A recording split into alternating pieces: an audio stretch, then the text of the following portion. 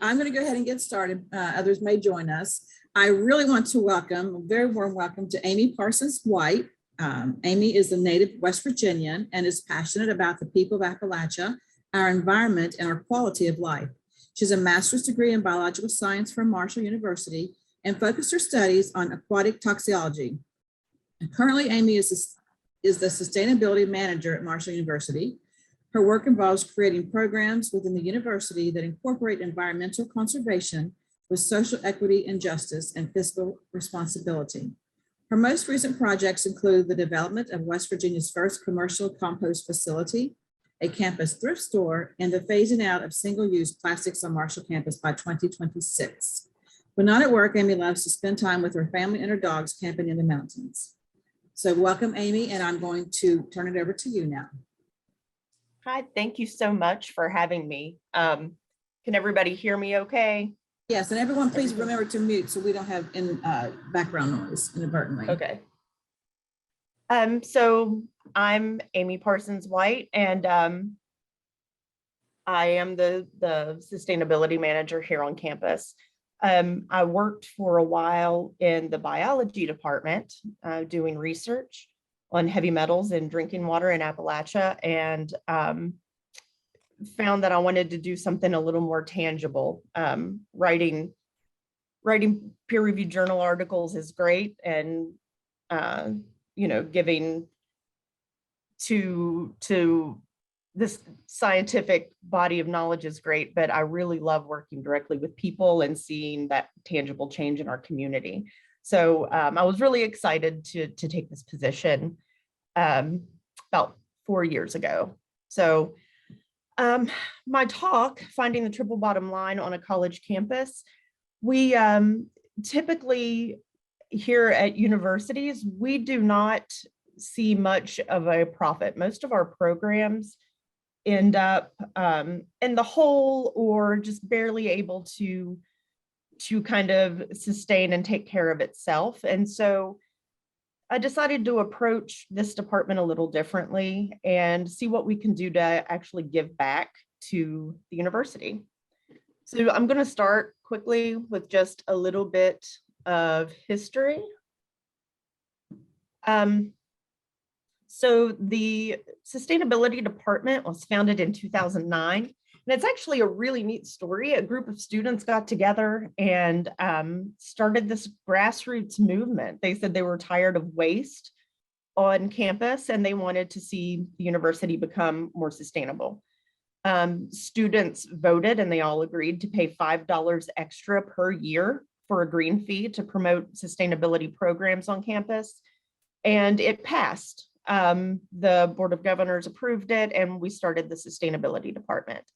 So what they had at the beginning was a recycling program, the student garden, and a monarch way station, which is not a bad place to start when it comes to sustainability. All three of these programs we still have on campus today. Our student garden is probably the most sustainable of the three beginning programs, simply because we grow organic produce here on campus. Students can work in the garden and learn how to grow their own food. And then every Wednesday, our gardeners harvest and then give the food away for free to our students in the student center. The Monarch Way Stations, we're happy to have those. I don't know if you all know, but monarchs were just declared an endangered species, which is really bad for food production.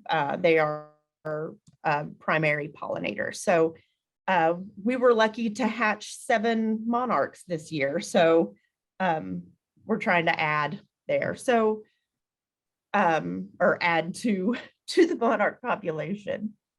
So when I came in 2018, these were the 3 programs that we had. And I started to dig into what exactly is sustainability. I found that typically when I walked in a room, what I got was, oh, there's the tree hugger. And it's not just about hugging trees. So sustainability, Oxford defines it as the ability to maintain at a certain rate or level, which makes sense. You're sustaining yourself, and we need to be able to sustain ourselves. However, there is another definition that goes along with this, and it's actually an accounting framework called the triple bottom line. And according to the triple bottom line in accounting, in order to be sustainable, you have to focus on 3 primary areas, and that's people, so social equity, are your people happy? Are they going to stay around? Is your turnover high? What do we need to do to make people happy and content where they are so that we can sustain? Second is the planet and environmental conservation. How much waste do we have? If we continually waste, we cannot be sustainable. We have to learn to reuse. We have to learn to kind of whittle down what we're using. And then finally is profit or a healthy economy. And we all know without a healthy economy in this day and time, we can't be sustainable. We have to be able to make money in order to put back in to maintain our programs and keep them going.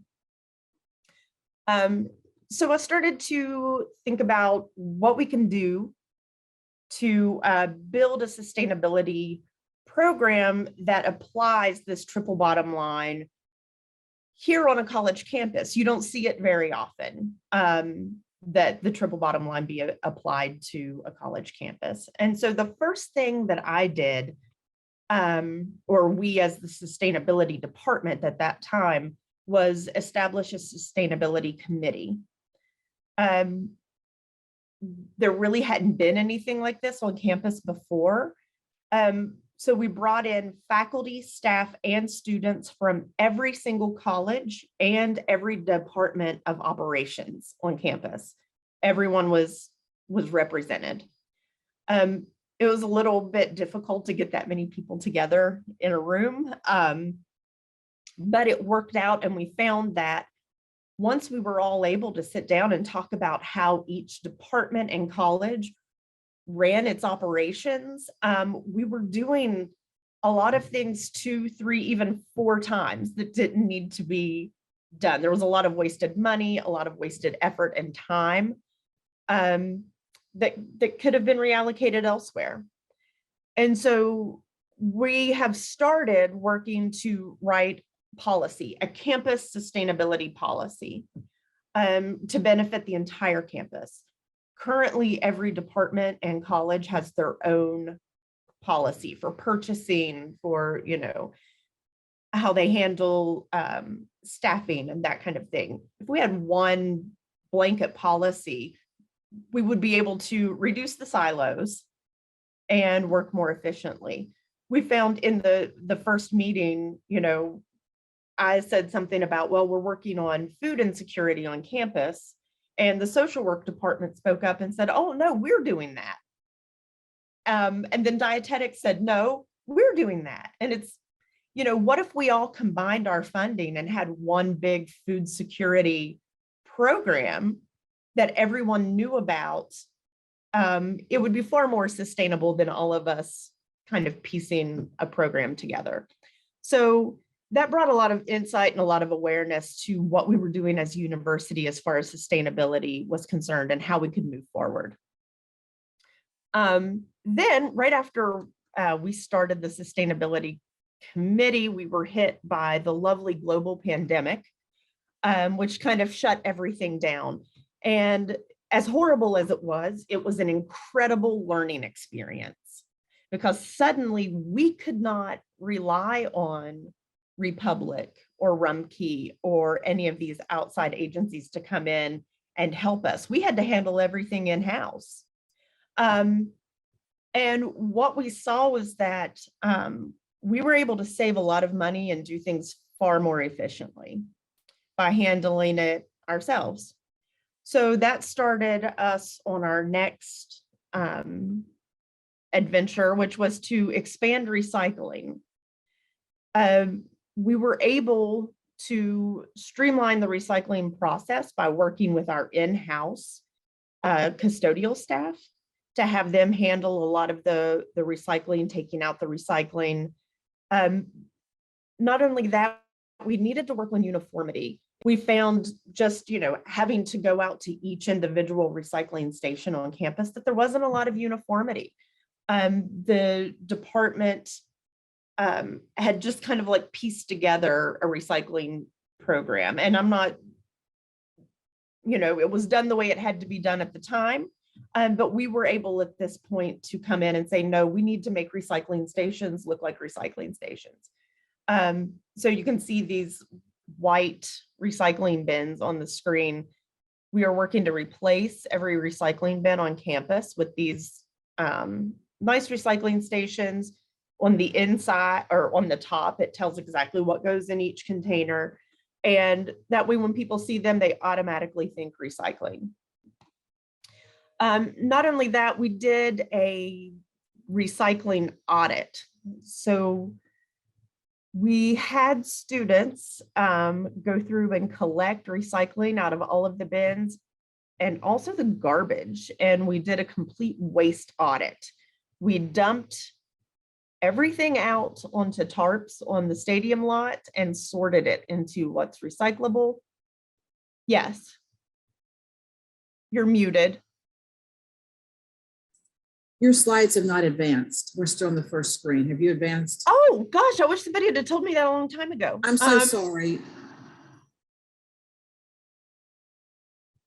Now, do you see it? I still see the first slide. Anybody else? Oh golly. We're good. We're good. Just figure it out. So sorry. But I realized you're showing different pictures.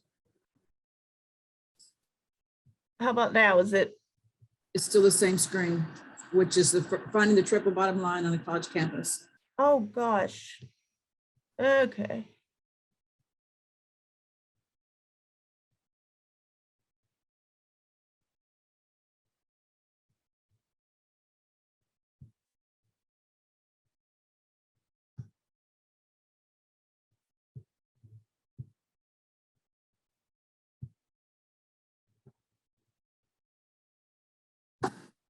How about now?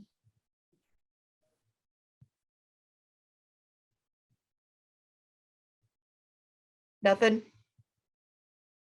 Same. Would it help if I made you co-host? Does that make it any difference? I don't know. Let me, I don't know if it'll make a difference. I'll make you co-host. That will help you at all? I have no idea. Well, everyone, I apologize. It's okay. We got time. But I knew that I had stepped away to answer an email and I looked back up. I'm like, oh my goodness, it is not advancing. I'm trying now to get back to where I was.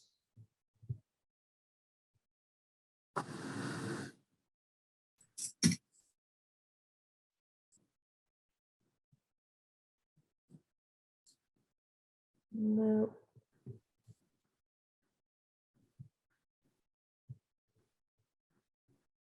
Still nothing. The same.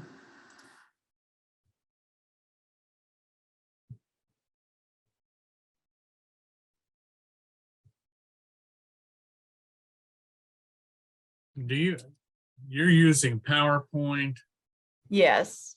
program, and then I believe on Zoom, if you will take your open up your PowerPoint regularly and then go on Zoom to the share screen button. Yep, that's what I had done. That's why I don't understand why it's being so weird. Okay. I'm going to shut this one out. Yes, just start over with it. You'll find we're a very laid back group, and I tell you, you'd have to be. well, we're And just Amy, thankful. I've always noticed that, like I was saying earlier, that when you go up on Zoom, on a Zoom screen, that trying to go on your PowerPoint program to hit the slideshow so you can control with your keys, it'll get hidden automatically because the Zoom taskbar will pop down over it. So you have to kind of manipulate your screen just a bit to edge up in there to your slides so you can hit on PowerPoint your slideshow. Let's see. Okay, well, now for some reason it's not bringing up.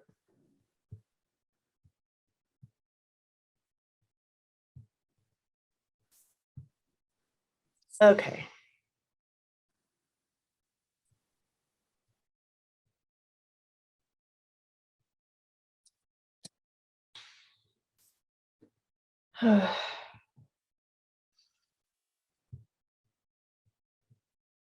We're an easy bunch, so just take a deep breath and don't We worry. are, just don't get stressed. Yeah, no, it's always something, you know. Okay, something's Okay, working. Okay, if you just leave it like that and have it on the left, that's perfectly fine. I can Okay. see the little tiny screens on the left, but that is not a problem. I wouldn't change it. Yeah, I'm not touching a thing. Don't touch it. Well, all right, as okay. you were. Thank you, Amy. Now see if you can advance by touching your. Did Now we go. So if you just want to go through the little screens and we'll look at them very quickly, we'll get back to where you were. Okay, so here's our history screen. This is our little student garden where we grow organic produce on campus. I have 2 gardeners that do that. They're very knowledgeable. Our students can come volunteer, and then we give the produce away to our students. So secondly, sustainability. People, planet, and profit are the 3 pillars of the triple bottom line and accounting framework. So a lot of people focus on environment when they think sustainability. They think, you know, just environmental conservation. And it is, but that's only a third of it. So we have to focus on social equity and a healthy economy as well. The sustainability campus or committee, everybody is represented or as closely as we can get. And then we're working to write policy that will benefit the entire campus. And we're also, the master plan is due to be rewritten next year. And so we're hoping to get sustainability policy into the master plan so that it actually becomes part of the culture of the university. And that way it's just easier to move things forward. Expanding recycling. So these are the white recycling bins I was talking about. We're working on uniformity so that when people see these white bins, they know to recycle. Currently, well, before my time, the recycling bins kind of look like trash cans. And so we ended up with a lot of contamination, but we are slowly but surely replacing them with these all across campus. And so we're seeing a reduction in contamination, but also because of 2020 and the lack of outside resources, we decided to do the waste audit and found that the majority of weight of our garbage comes from glass. And we pay a lot of money per ton to have waste hauled off. It's currently $90 a ton for recycling. And in our area, we can't recycle glass, so it goes out with the garbage. But even then, it's close to $30 a ton for garbage just to take it to the landfill. And so that's a lot of money that we could be saving. So we recently wrote some grants and we're able to buy a glass crusher. So starting at the end of this fall, we will be adding glass recycling to campus that we will handle in-house. The program is really neat. The glass crusher will convert a bottle into fine sand in about 3 seconds. And so the sand can then be reused on campus in, any of our gardens. The physical plant can use it. It can even be used by art students, anyone that would need to use sand. I also would like to reach out to Blinko because I think that it would be really cool, because glass is infinitely recyclable, to give them our sand and have them make, Marshall ornaments or something like that out of that sand that's recycled on campus. I think the people would be really excited to get something like that is made for Marshall, from Marshall. We have also started to separate out our aluminum to recycle locally. As I said, it's $90 a ton to have someone else come and pick up our recycling and haul it off to a recycler. With no real guarantee. They say that they recycle it, but we have no idea what happens to it when it gets to their location. And so we're taking this on ourselves as well. We're starting to separate out aluminum, and we can then take it to the metal recycler here in town and actually get paid for it. So instead of paying someone to haul it off, we'll just take it a couple blocks down the street and get paid for it. So those were some of just the basic starting points of, what can we do to stop paying for services and actually get paid for them? It's silly to pay for things when you don't have to. The next thing I noticed was, as we were looking through waste haul data and how much we spend to send things to a landfill, was during move out, when our students move out of housing, it is extremely wasteful. Pretty much anything that doesn't fit in their car, they throw in the dumpster. And a lot of really nice things, mini fridges, flat screen TVs, bicycles, things that you wouldn't think that people would throw away. So I was looking at the cost of waste haul and then at the students that we represent. So Marshall really caters to Southern West Virginia, Eastern Kentucky, our tri-state region. And a lot of our students are first generation.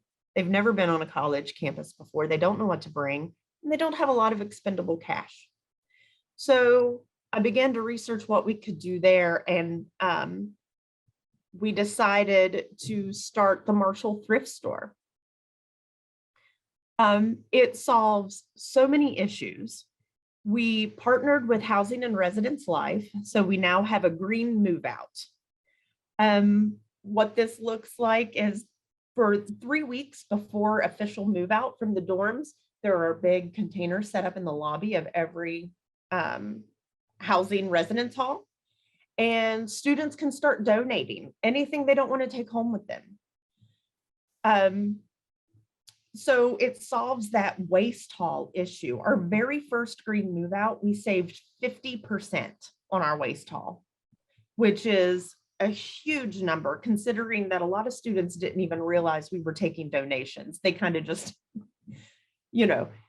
do what they're used to doing. But yeah, a lot of students didn't even realize, and we still saved 50%. We ended up getting a space across the street of Hal Greer, right across from Old Main. And we're able now to give back to our students that are in high need and save money on waste haul. So all the items, what we do is we have volunteers every year. A lot of students have done it for their capstone projects, such as social work majors. We'll do it for capstone. They stay, they inspect, wash, and take all of the donated items to the thrift store. And it's open to all students, faculty, and staff.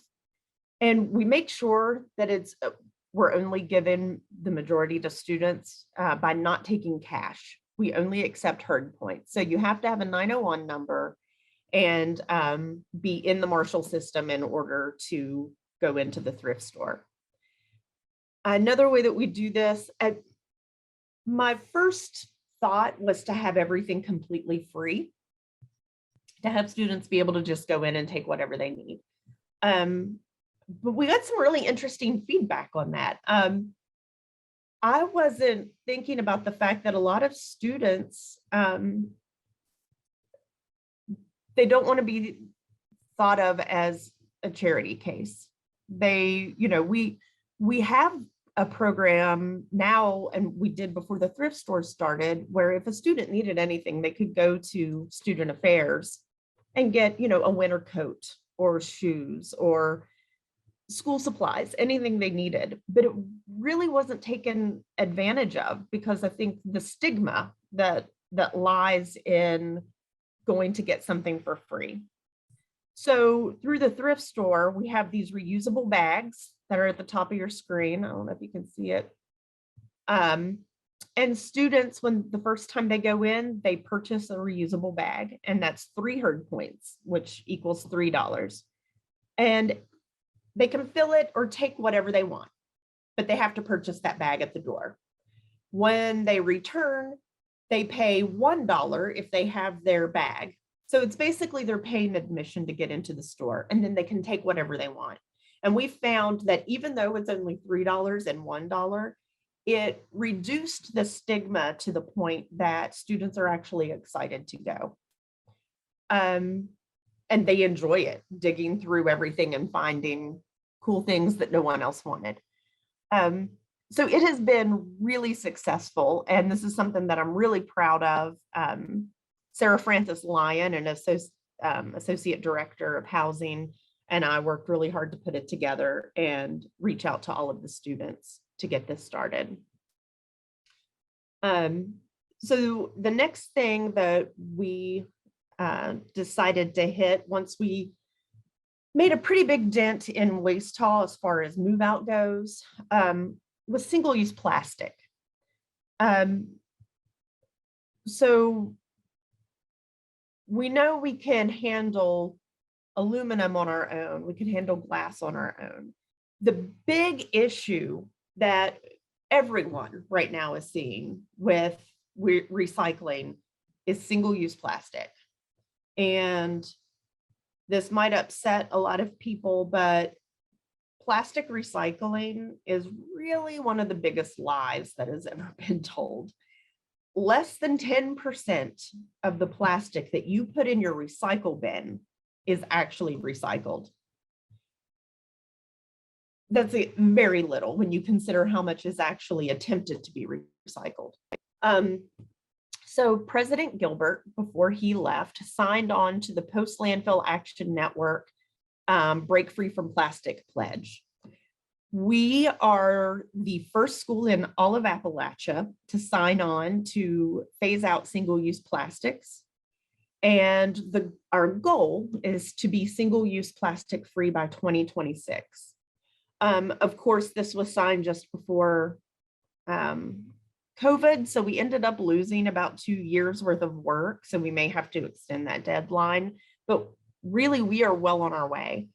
All of our plastics on campus, they're going to be replaced with compostables, glass, or metal, and that is so that we can do everything in-house. We can handle all of our recycling in-house.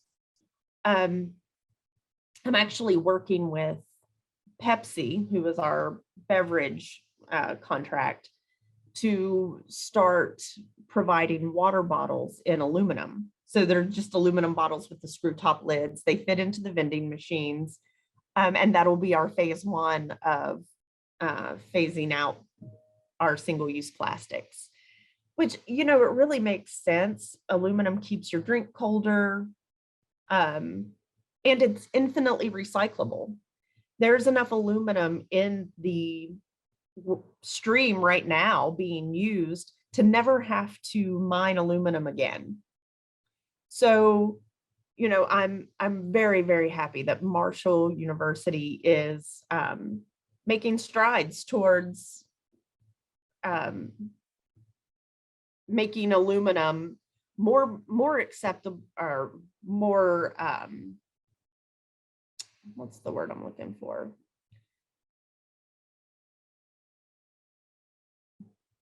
Our students will be able to access accessible. Aluminum will be more accessible. And we can maybe put a dent in aluminum mining as well. So you see that I've said some of our products will be replaced with compostable items. That is because we have recently started the first commercial compost facility in the state of West Virginia. There at the bottom of your screen, this is an aerobic digester. And what that means is that it takes anything organic, food waste, paper, cardboard, and will turn it into compost in 6 days. It's a pretty impressive piece of machinery. It will take in 5 tons per day. So that's a lot per day. After the initial 6 days, we will be getting around 3 tons of finished compost out per day. We're the second largest compost facility of any university in the East. Ohio University in Athens has us beat for now. We fully intend on growing and taking in more compostable items. There has been a lot of positive feedback from the community and a lot of interest in participating in composting, especially from restaurants. So I would love to see us be able to reach outside of the university borders, and maybe all of Huntington can be waste-free at some point. You got to dream big. On the other side, I'm moving this because I don't know if you can see the little screen, but here beside the digester is a worm bin, and it's 5 feet wide, 40 feet long, and it holds 50,000 red wigglers, which is a type of worm. So as our finished compost comes out on the end, part of it will be bagged immediately and sold. The other part of it will be placed in this worm bin, and our worms will then kind of finish that compost, and we will collect the castings.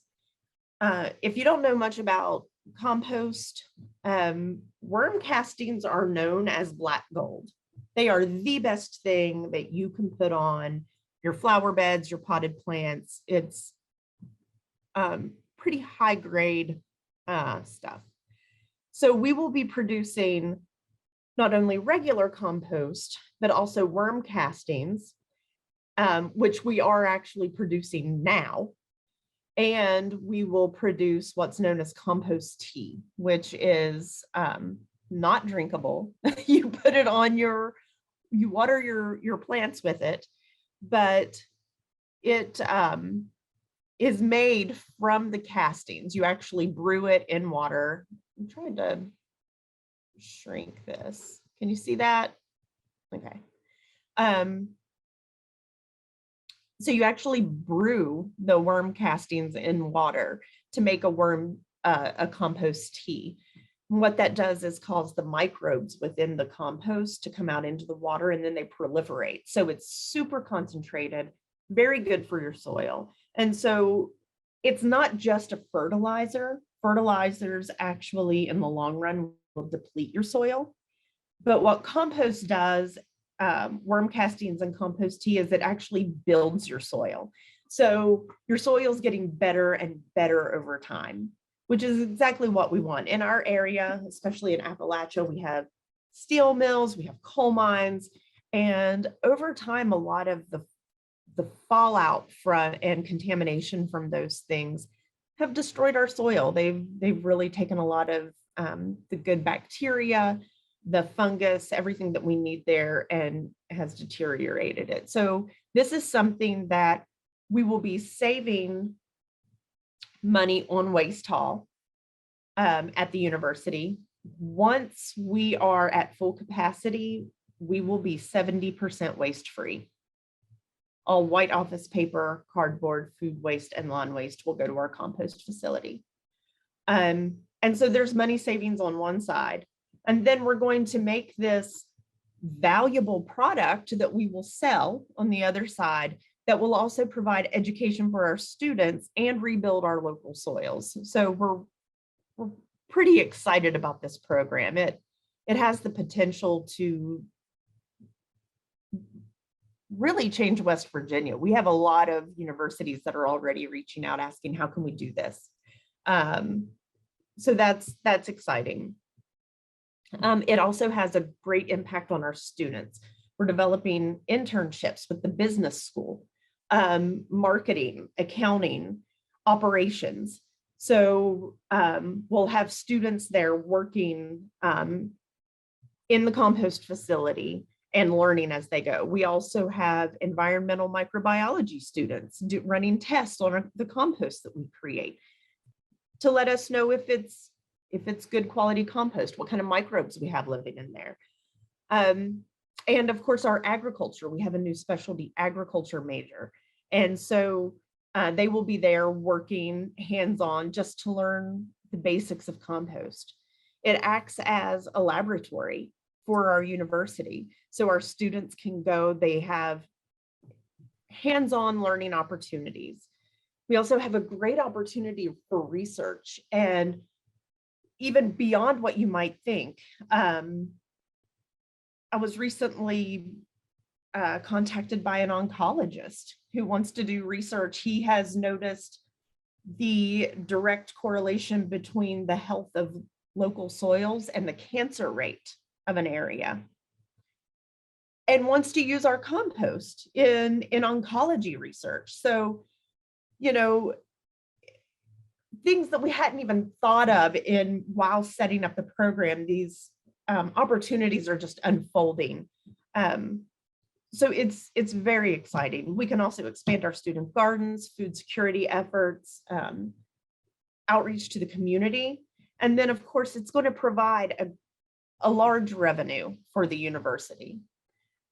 Something that you don't, as I mentioned before, you just don't see in most college programs. And so this could also be a great model as we start new programs to kind of just use this as a model to develop programs that can give back to the university in a fiscal way. So our future, this is all we've done so far. Direct future things that we are aiming for in the next year is to establish sustainability policy on campus.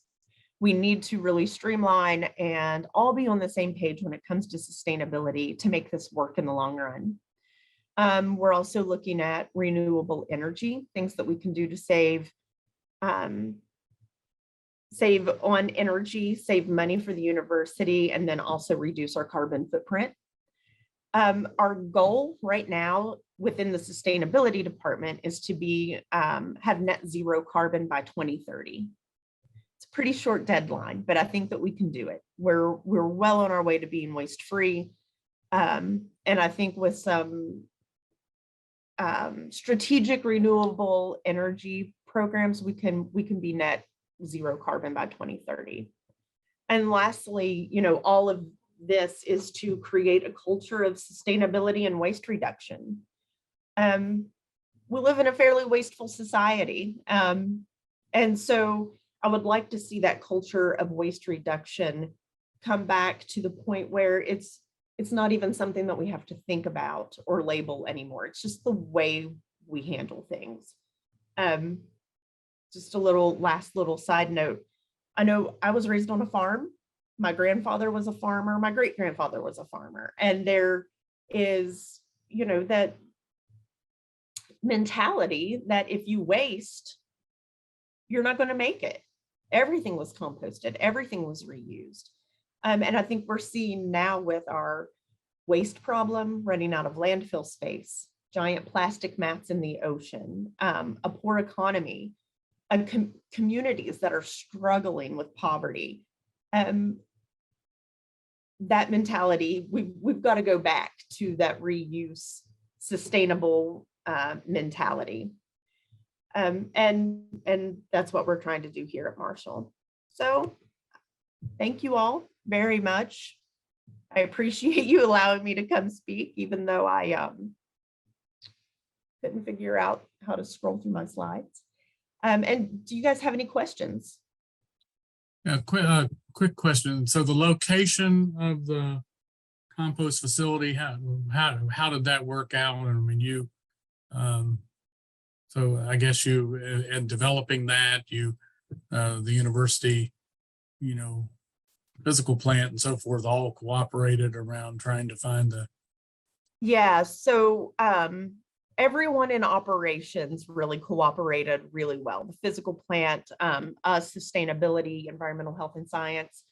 But the university owns a piece of property behind, it's on Norway Avenue, behind the Walmart on Route 60.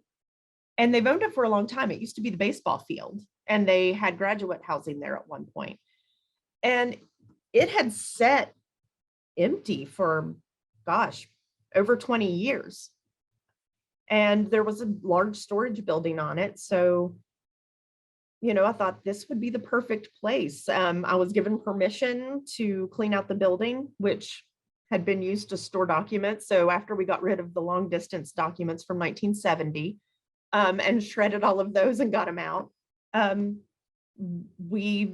started writing grants and looking for funding to start purchasing equipment. And we just kind of took over that land. And the other question, and just comment, I guess, is that your future goal of establishing a sustainability policy. I mean, what sounds so exciting in your presentation is that the university, that the possibility that Marshall could be in the forefront of this in Appalachia, and just the realities of it being a. I mean, we're Marshall green, but we really are green. I mean, we really are. That's actually our department tagline is "Be Marshall Green." Oh, okay. Yeah, I didn't. Yeah, because it, I mean, just because I'm caught up with your concept about creating a culture of sustainability and waste reduction. I just think that's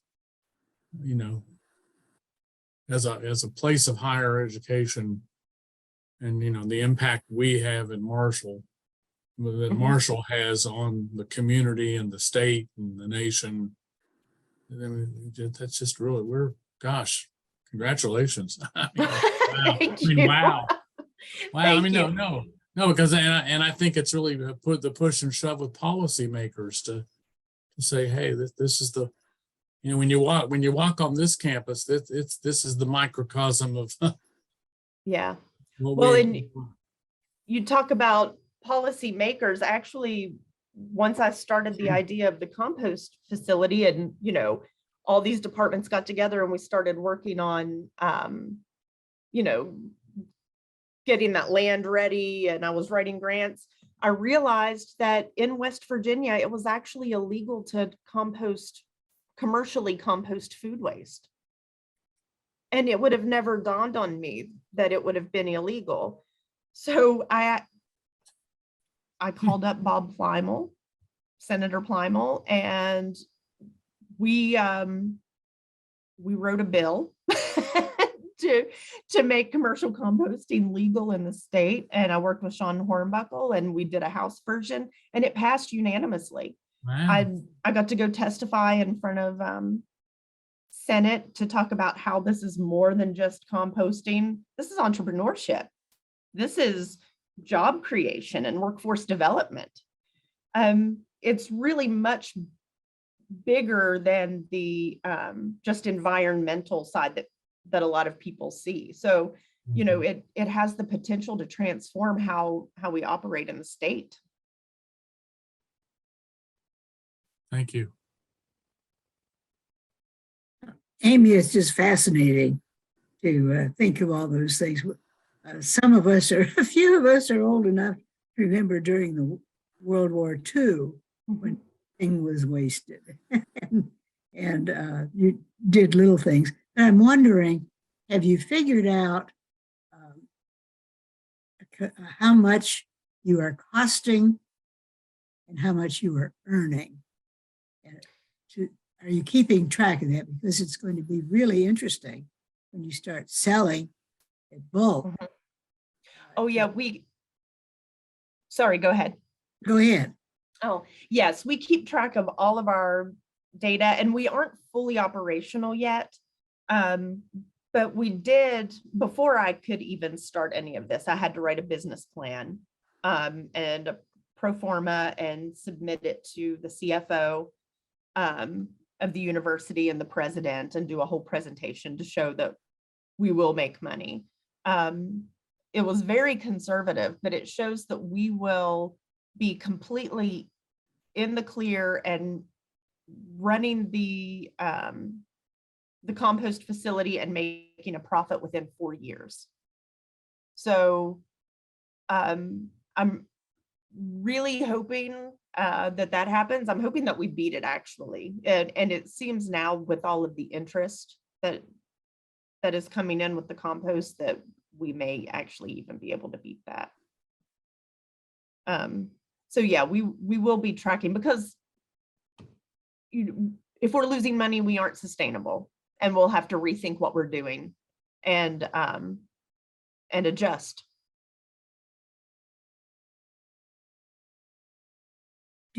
How does your transportation work? You know, I think a lot of places would give you their organic waste if they didn't have to bring it to you, because that adds to a commercial business's cost. Right. Well, right now we're only taking from our campus, and I got I received a grant from the West Virginia DEP to purchase a truck. So I actually just drove to Tennessee last week and picked it up and drove all the way back from Tennessee in a Ford F-450 flatbed. You should have seen that. That was interesting. So we do have a big truck to pick up all of the compostables on campus, and our regular sustainability staff will handle that. As far as reaching out to the public, we aren't there yet, but that is something that we'll have to figure out once, a little farther down the line. Before you were having trying to, when we were aware about the slides, you were telling, I was intrigued when you started to talk about the waste audit, and you mentioned something about, and we missed, you didn't get to finish around something about the football parking lot. Yeah, we what did you do? I was intrigued by hearts. I wanted to hear what you did to do an audit of the waste. These student volunteers, bless them, they took waste directly from the garbage cans on campus, our recycle bins. They got a good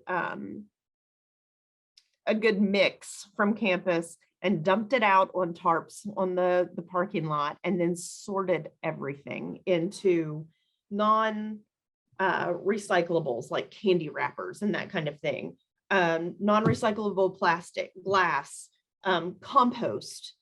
So yeah, we had a huge mess on the parking lot, and then we weighed every bit of it, bagged it up, weighed it, and analyzed the data. And we found that our biggest contributor to waste haul cost was glass, because it's so heavy, which makes sense. But we also had a lot of recyclables and food waste going in the trash that didn't need to be there.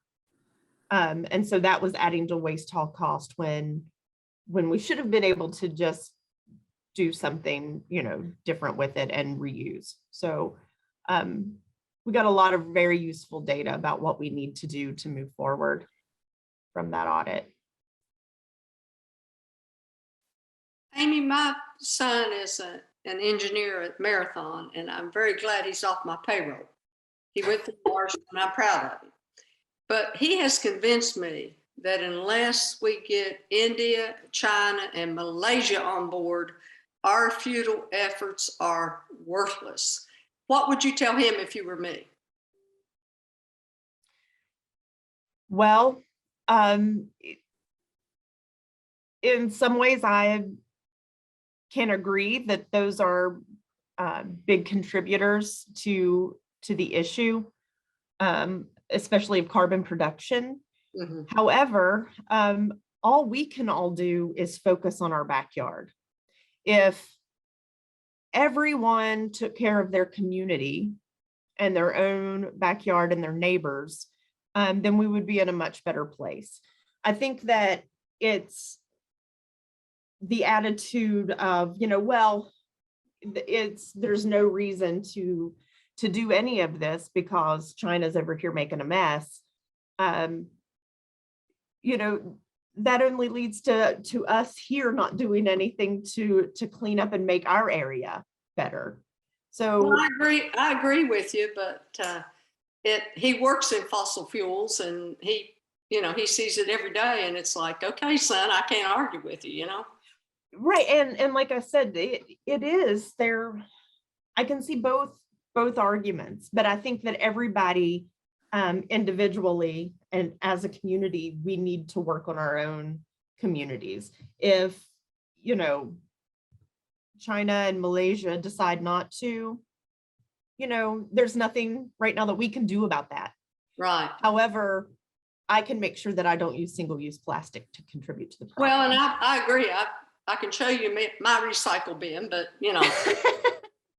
he right. And still argues with me. So right. Well, that's my argument because I understand. I mean, we're in West Virginia. I get that a lot. My dad worked for years in the coal industry. So, I have to explain to him that I'm not saying that coal is bad. I'm not saying that oil and gas are bad. They're needed.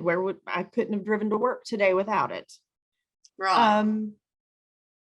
However, we need to start finding alternatives. When Ford invented the vehicle, the horse and buggy industry didn't, protest. We just rolled with the times. And that's kind of what we need to do now is embrace new technology and roll with the times. Oh, I agree with you, but thank you. I just wanted to point that out that I don't know yet. No, I understand because I get that all the time. We just need to do what we can do.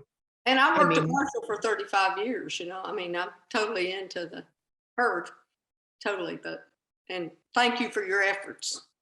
Oh, thank you. I'm glad that Huntington finally has a recycling program. We haven't signed up, but I intended to, and I think I'm going to go ahead and do it sooner than later. I do worry about crazy things, and my husband will tell you that, but I'm like, how is there enough room for all the trash in our country alone? How is there enough room? There isn't. There's not going to be enough room. No. And I hate plastic. I hate plastic bottles. I hate plastic. I think it's been the ruination of a lot of stuff.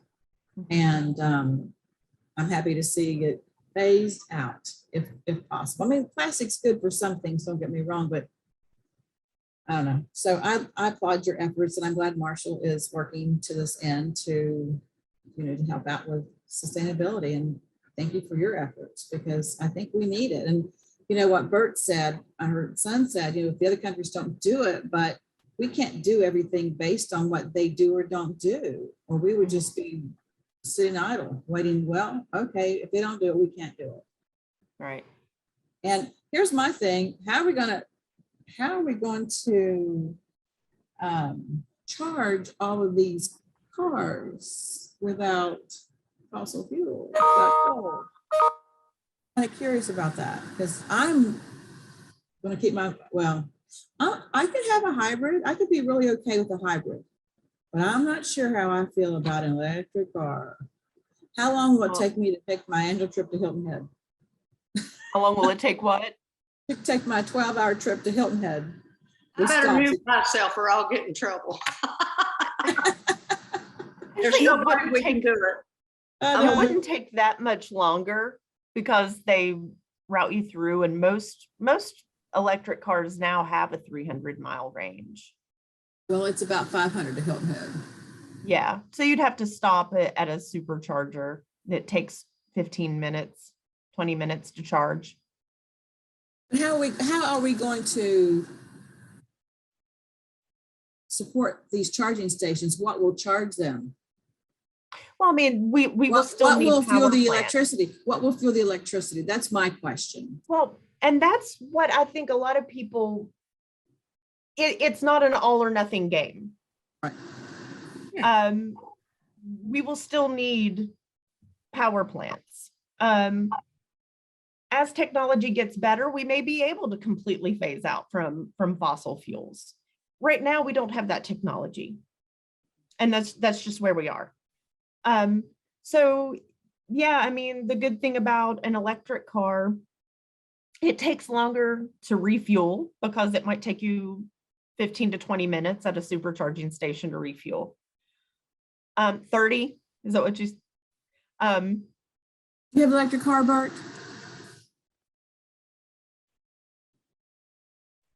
No, but it takes 30 to recharge. Okay. Do you have a Okay. hybrid? If you're at a, no, and trust me, my son would.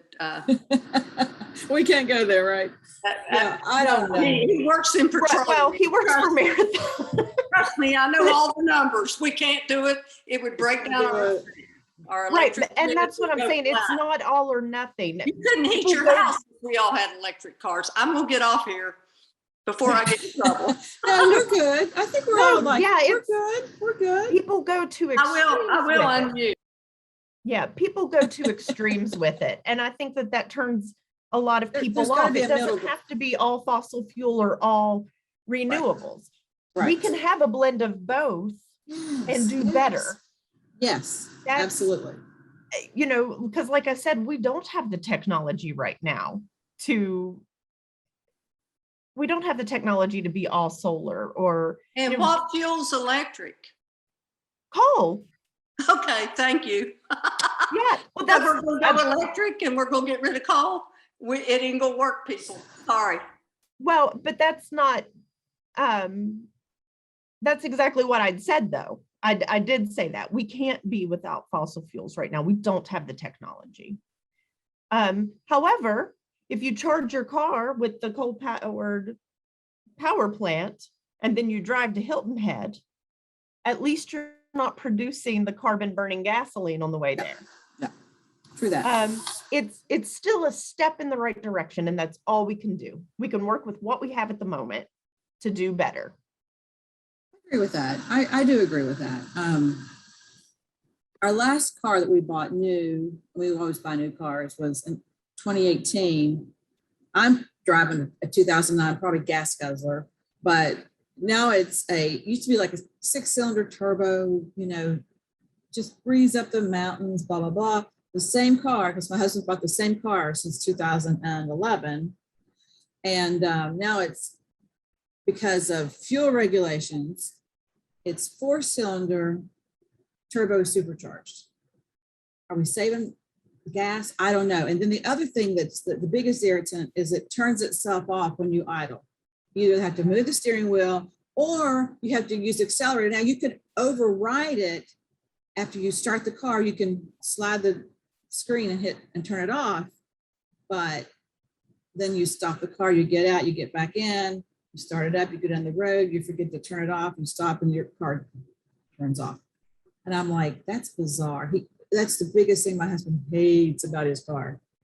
So that was an Obama era thingy that came out. So this bigger, it's a mid-size SUV and it's 4-cylinder turbo supercharged. Are we saving anything? I don't know. But if when the car turns off, you don't have to actually restart it, though. You just accelerate. No, So but there's not. yeah, I mean, you're it's just stopped anyway. well, it's just an irritant. Like all of a sudden, go ahead, Betty. Well, I wonder if we had the same argument when the gas car was invented and there were no gas stations. What in the world would you have done? It developed slowly, and look where we are now. And I would like to also point out that the new Barbersville Library either does or will very soon have electric car charging stations. Mhm. So go in and choose some books, and while you're Charge your car. yeah, it's wonderful. And And Betty, that's like when Rick Walker did our talk on electric cars. Mhm. And he Yeah. said he paid for a station at Corbley Hall. Yeah. And he said every time he goes down there, there's a gas powered car parked in that Yep. station. So my question is, how many stations do we have at Marshall? 2. I think just I those don't think there two. are very many last time I was down there. We have 2 charging stations at Marshall. But We're they're looking to are install they more. 2 for are they how many? multiple? Are Huh? they multiple? The charging station at the library will have 4 spaces. Eventually, but we're not there yet. No, but were Right. we when the gasoline car was invented, and you No. didn't have any gas stations? People actually did. I said people didn't throw a fit, but they actually did. When Henry Ford invented the gasoline car, they said, well, why would it, my horse isn't going to run out of gas and break down. I Yeah. can just get there. Yeah, It's all There's just a getting used to new process. technology. yeah. But we can't force people to buy a vehicle that we don't support. You know, in that day, nobody had to buy a vehicle unless they were rich and could afford to find gas. Now Right. we force people to buy an electric vehicle, and there's no place to charge them. And Well, I have no, to change and my garage. Well, I No, better shut I agree with that too. I think when you start forcing people is when you get rebellion. However, and like I said, we don't have the infrastructure yet. It's not here. And, we have the 2 charging stations at campus and they're used a lot. And we're getting ready to add more because electric cars and hybrids are becoming more and more prevalent. So That's what happens. we're just going to roll with the technology, and as it becomes available, we'll keep going.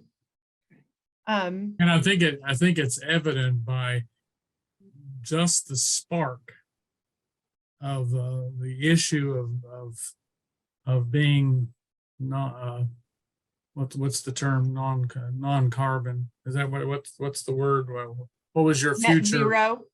Net zero Zero. carbon, the complexity of it is the emotion that is deep down inside, because it impacts our resources, it impacts our incomes, it impacts our families, our home. I mean, it's just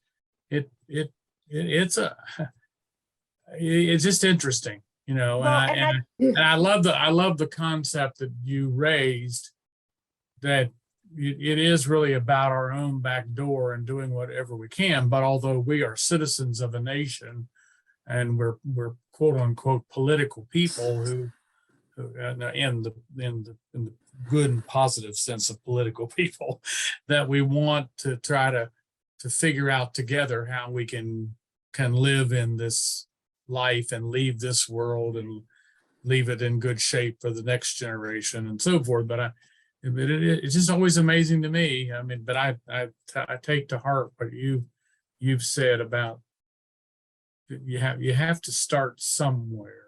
Mhm. Take care of your own community, but then at the same time, no, it's a tough battle. I mean, excuse my violent language, but it's to have to wrestle with. You're so violent. Well, and it isn't all or nothing. And I do want to point out, you mentioned the net zero carbon.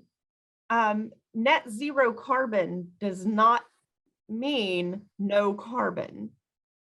It means that for whatever carbon you use, like we all know what net means, right? it means for whatever carbon you use, you have something else that counteracts that so that you come out at net zero. It doesn't mean we use zero carbon Mhm. or produce zero carbon. That's I impossible. don't mean to sound negative. I'm just saying we're not there yet. I mean, Yeah, Right. No, I don't think that there's anyone in the world that would argue with that. yeah, yeah. yeah, That's That's what I'm saying, that Bert, is that's also the complexity of it yeah. is right.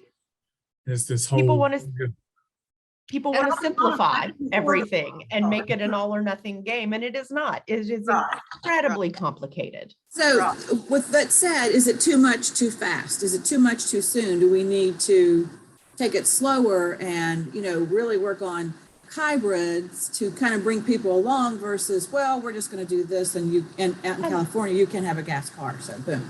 Well, I think what California did in forcing people to not own a gas car was to their detriment. Yeah, it scares And people.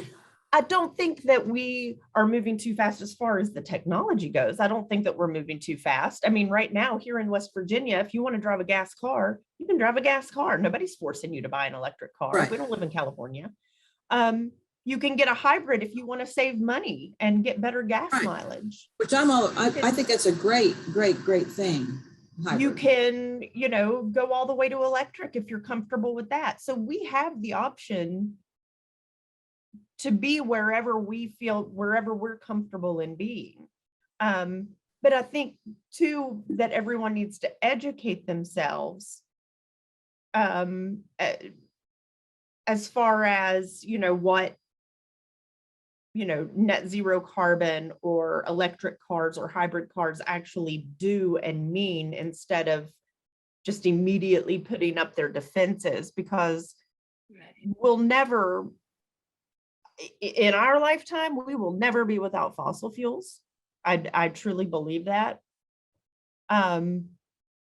Simply because, we still make plastics. You get in a Tesla, the dashboard's plastic. Guess what that's made out of?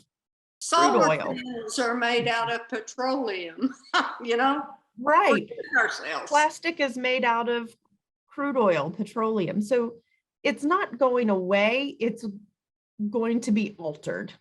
We're just Yeah. going to That's okay. change the way we use things. And that I don't isn't want my it. son living in my basement. I don't have a basement, but I want him to stay employed. I'm You'll kidding. be fine. You will be fine. Amy, And to- I must leave now, but thank you so much. And we have really learned a lot, I think, from you. Appreciate Thank you, Betty. I agree. I didn't mean to be a difficult, but No, I think we need. these are good conversation points. You're the microcosm of this issue. I'm the problem. Oh, My you're son not Lee. wrong. is very Hey, wrong. Lee. I hear too Lee, much. Lee, do you want to say something? Yeah, I have a question for you. So when Marshall is creating this objective to become net negative, or I'm sorry, just net carbon neutral, Zero. there we go. Yeah. Is that going to involve Marshall buying carbon credits for anyone, or is this all you're trying to do it internally? Right now we're working internally. I have looked at buying carbon credits and need to educate myself more on that and the process. I don't know how effective that is actually in the long run. Okay, that makes sense. I was just kind of curious if what institutions, because I got, you'll find this interesting. So obviously we've been talking about the farm recently, and I got a notice from the, I don't know, some county organization. And because I'm specifically not timbering my property, then they want to give me a tax credit that I can use for my property taxes, because they want to then use my property as carbon credits somewhere else in the state. Oh, Which is very interesting. I mean, I'm gonna take the tax credit. I Yeah, don't intend because to timber, your but farm will be I think that's your interesting. farm will be a carbon sink if you're not going to timber it. So that's good. Yeah, I did speak with someone. There's a company called Carbon Vault, and I spoke with them, and they basically, you go through them to buy up carbon credits. to become carbon neutral. I just don't, I researched a little bit and found that, well, I might buy up so many carbon credits, but then they may raise the amount of carbon credits that are allowed in an area. And so what's the point of me buying them? Is that just a waste of money? Can I Right. invest that money someplace else and make a real difference? Like a tangible difference? Okay, that makes sense. That makes sense. Yeah. That was my question. Thank you. Thanks, Lee. It's good to see you. Likewise.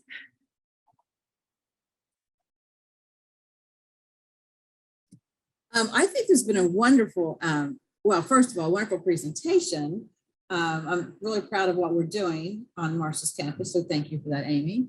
And I love it when we morph into discussions like we did. I think it's been a great discussion. I think you brought a lot of things to light for us and helped, I think we're all, I'll speak for myself. I'm a little concerned about an all electric vehicle, but you're saying, no, it's okay because blah, blah, blah, blah, blah. And you're right, we're not as informed. We hear what we hear, and we hear something like, oh, I can't do that. California says we can have a gas powered car. Oh my gosh, it's gonna happen in West Virginia. It's got like an all or nothing thinking. So thank you for saying, whoa, no, wait. Look at it like this. And because you're right, our technology has evolved over the years. We wouldn't be where we are if we said, oh, we can't change that. But change is hard. Change is hard for a lot of people. Me included. Well, and So- another thing, profit is part of that too. And no business is going to do anything unless they're able to make a profit off of it. And so I don't think it isn't profitable to rush technology. It isn't profitable to try to push things before they're ready or before the people are ready. That's why I think, maybe California did jump the gun a bit. All right. Because they don't have the ability to produce the electricity needed at this point. But we'll see. I mean, who knows, 20 years from now, we may be able to look back and say, oh, they were on the right track and we weren't. And that's, history will tell. As long as we're going in the right direction. I'm happy that Marshall is the first in the state to even move forward and think about these things in a way, a more holistic way. Instead of Question. So the unit you showed us, the composting unit, Mhm. is that just for Marshall or is that West Virginia? Is that for anyone? No, it's just for Marshall right now. Wow, that's amazing. Wow. Good. Yep. I would like to expand. That's for campus because it only takes in 5 tons a day. But once we figure out a recipe and we're doing it right and we've got the protocol down, as long as it's fiscally responsible and we're able to do that, financially to expand, I would love to be able to do that. Yeah. It's just impressive what we're doing on our own campus, thanks to your leadership and your people that work with you on this initiative. Seriously, it is. It's exciting that other universities have reached out. Duke, UVA, Virginia Tech, McMaster's, Northern Arizona University have all reached out to our department to say, hey, we've read about all these great things you guys are doing. How can we be like you? And I'm like, Duke wants to be like us. I don't know. I think that's something to tout, that other universities are looking up to us. Absolutely. And when I said something about, oh, I hate plastic, I don't like plastic bottles. We have a lot of plastic that's good. But I do get tired of those plastic bottles. I want to drink out of a glass bottle. I don't want a plastic bottle. Mm-hmm. I hate plastic silverware. Before long, you'll be able to recycle your glass bottle on campus. Yeah. I don't drink out of glass. So no, you're on the right path, and we do have to. My mother grew up on a farm, so we had a little garden, and my mom had a composter. And I don't do that because I don't care for composting personally. Got other people that do it. That's great. But that was, she instilled in me, we don't waste. We don't waste. We reuse. We're not just a throwaway society, which we've become basically. But that was instilled in me. So I really think about what I throw away, if I can give it away, if I can repurpose it. And I'm big into giving things that would otherwise just go in the trash. Right. That's a form of recycling. To give it rather than just trash it. So Yeah. any other comments before we let Amy go? We lost a couple of our people. It is getting, Dr. Wilson put us in the chat. He says, thank you for a wonderful presentation, good discussion. Sorry he had to go. Thank you, Amy. Thank you all. So thank you. It's been a great, I love these discussions where we can get on here, and you really brought so much to light for us. And it was a very, very good, very, very good talk today, Amy. Thank you for inviting me. I really appreciate it. Lee, do you have any parting words? This was Lee's idea. Thank you, Lee. Yeah, thank you, Lee. You're welcome. I love to listen to you. So you have a fan club already, Amy. No, this was really great. And just thank you for taking time. I think we had a really great talk, and you enlightened us, which is part of the lifelong learning program, lifelong learning. I learned a lot today about Marshall's campus, about sustainability in general. So thank you for that. Thank you. Thank you. Well, you're welcome. All right. Well, I'm going to see everyone soon. And Amy, again, thank you.